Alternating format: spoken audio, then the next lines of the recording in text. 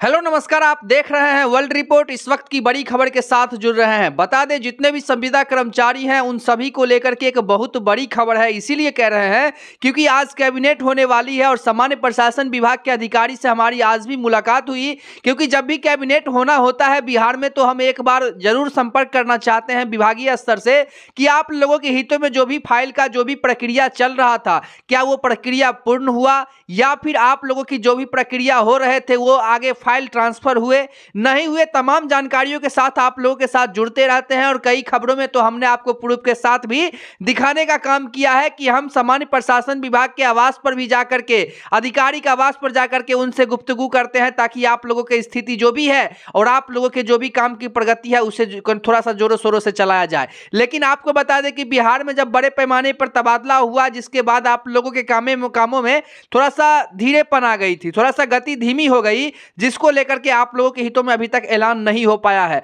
जबकि बिहार के माननीय मुख्यमंत्री महोदय अपने नेतृत्व में विकास भवन में विकास आयुक्त की बैठक में उन्होंने जो कमेटी बनाई थी, वो कमेटी ने अपनी फाइनल रिपोर्ट जीओडी को सौंप दी है और जीओडी उस पर अपना फाइनल डिटर्मिनेशन प्रक्रिया का कार्यधारण कर रही है, जिससे आप लोगों के हितों में जल्द ही खुशखबरी देखने को मिलेगा। लेकिन बात करते हैं कि जो कैबिनेट की बैठक है उसमें आप लोगों को क्या कुछ मिलने वाला है। तो एक चीज आप लोगों को सच बता दें कि जब भी कैबिनेट की मीटिंग ऐसे होने वाली होती है तो तमाम खबरें जो है बहुत तेजी से वायरल होने लगते हैं कि ये होगा वो होगा। तमाम आज के इस खबर में आप लोगों को प्रूफ के साथ दिखाने वाले हैं, तो खबर में आप लोग बने रहे। संविदा कर्मचारियों के नाम भी लेंगे ताकि आप लोगों के हितों में लग सके कि आप लोगों के नामों के प्रति जो है आवाज को उठाई जा रही है, ताकि जो डिटर्मिनेशन की प्रक्रिया है इन विभागों का वो प्रगति से चले और आप लोग के कामों में जल्द ही फैसला आ जाए। तो लगातार खबर में आगे बढ़ते हैं और आप लोगों को बताते हैं। उससे पहले एक छोटी सी अपील करना चाहेंगे कि ऐसे ही खबरों को देखने के लिए चैनल को सब्सक्राइब कर लीजिए, खबर को लाइक कर लीजिए, शेयर करिए, ताकि आप लोगों के हितों में आवाज दूर दूर तक पहुंचे। और मैं सिर्फ स्टूडियो में बैठ करके ही खबर नहीं देता हूं, हमारी जो टीम है, हमारी जो नेटवर्क है, तमाम विभागों का दौरा करते रहती है और सभी न्यूज को आप लोग के सामने जो है रखते हैं, ताकि आप लोगों को जो है लग सके कि हम लोगों के हितों में मीडिया चैनल जो है लगातार मेहनत कर रही है। तो चलिए खबर में आगे बढ़ते हैं और आप लोगों को बताते हैं।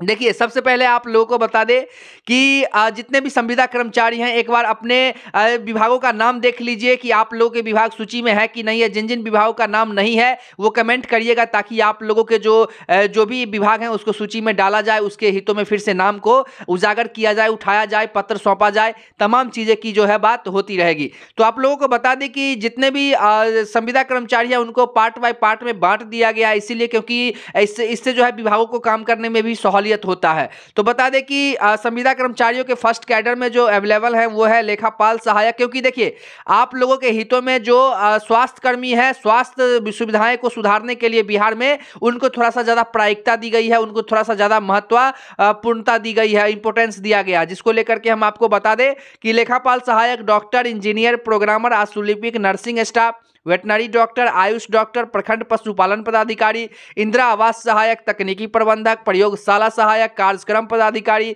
सुपरवाइजर, वैज्ञानिक सहायक, वन श्रमिक, कृषि विशेषज्ञ, जिला प्रोविजन अधिकारी, भ्रमणशील पशु चिकित्सा पदाधिकारी, data entry operator, contract lecturer, व्यवसाय अनुदेशक, पंचायत तकनीकी सहायक। सेकेंड फेज के संविदा कर्मचारी जो है किसान सलाहकार को जनसेवक में समायोजन को लेकर के ममता दीदी, आशा कार्यकर्ता, आंगनबाड़ी सेविका सहायिका, सामुदायिक कार्यकर्ता, प्रहरी, चौकीदार, जनरेटर चालक, न्याय मित्र, टोला सेवक, तालमी मरकज, ब्लॉक प्रोजेक्ट मैनेजर, आशुलिपिक, अमीन, आयुष चिकित्सक सहायक,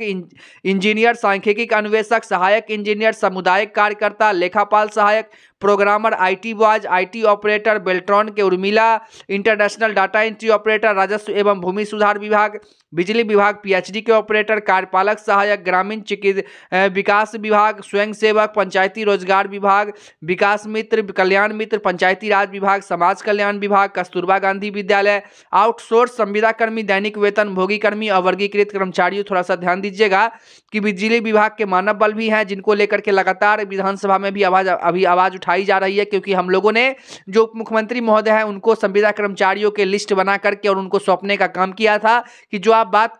जो आप बात कर रहे थे कि संविदा कर्मचारियों के अधिकारों के साथ हनन हो रहा है, उनके मानदेय, उनको 4th ग्रेड कर्मचारियों का जो सरकारी कर्मचारी है उनको दर्जा मिले, उनको तमाम वो सुविधाएं दी जाए जो एक 4th ग्रेड कर्मचारियों को दी जाती है। और आपके लोगों के जो समकक्ष पद हैं, जो सरकारी कर्मचारी हैं, उनको कितना वेतन मिलता है उसके हिसाब से जो कमेटी बनाई गई थी उसी हिसाब से आप लोग के सैलरी स्ट्रक्चर भी बनाई है, जो कि सुप्रीम कोर्ट ने मानी है कि आप लोगों की जो न्यूनतम होनी चाहिए वो 17,000 से 21,000 की जो न्यूनतम मजदूरी है। लेकिन जो लगातार 5 सालों से 10 सालों से अपने पद पर लगातार काम कर रहे हैं वैसे कर्मचारियों को सरकार 28,000 से 30,000 रुपए मानदेय करने को लेकर के बात आगे बढ़ाई है। लगातार आप लोगों को बता दें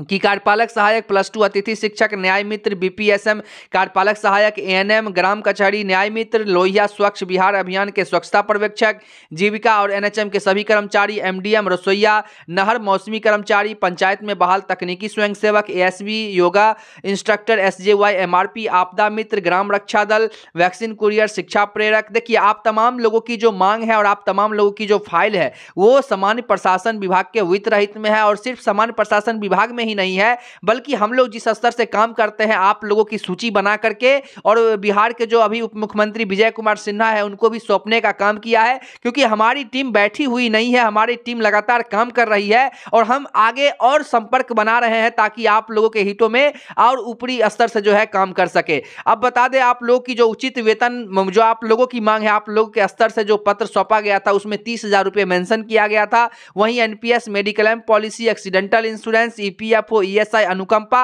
और ग्रेचुइटी तो आप सभी को मिलेगा, इसीलिए क्योंकि ये सुप्रीम कोर्ट का ही आदेश है कि ग्रेचुइटी का लाभ हर एक कर्मचारियों को मिलेगा जो लगातार अपने पद पर 5 सालों से काम कर रहे हैं। और अगर आप सेवानिवृत्त यानी कि रिटायरमेंट हो गए हैं, देखिए जो रिजाइन दे देंगे उसको नहीं मिलेगा, लेकिन जो लगातार रिटायरमेंट हो गए हैं वैसे कर्मचारियों को भी ग्रेचुइटी का सरकार लाभ देने जाएगी, जिसको लेकर के हम लोगों को इंस्ट्रक्शन दी जाती है कि उसके हक के बारे में जो ग्रेचुइटी किस किस लेवल के लोगों को मिल सकता है इसको लेकर के आप लोगों को जागरूक करें ताकि वो आपका हक है और आप लोग अपने जो भी है विभाग उससे मांग भी कर सके, क्योंकि ये कर्मचारियों का हक होता है अपना। और आप लोगों को कर्मचारियों का दर्जा भी दिया जा चुका है। संविदा कर्मी जो है कर्मी थे पहले, लेकिन उनको कर्मचारियों का दर्जा भी सरकार देने को लेकर के जो है बात कही गई है, जो कि सुप्रीम कोर्ट का ही ये भी आदेश है। जो पब्लिक प्रोसिक्यूटर है उन्होंने साफ तौर पर कह दिया है। अब बता दें कि आप लोगों को ग्रेचुइटी मिलेगी, अनुकंपा मिलेगी, तमाम चीजों को सरकार देने की जो बात कही है वो डिटर्मिनेशन की प्रक्रिया चल ही रही है, क्योंकि आप लोगों के विभागों को लेकर के सरकार जो है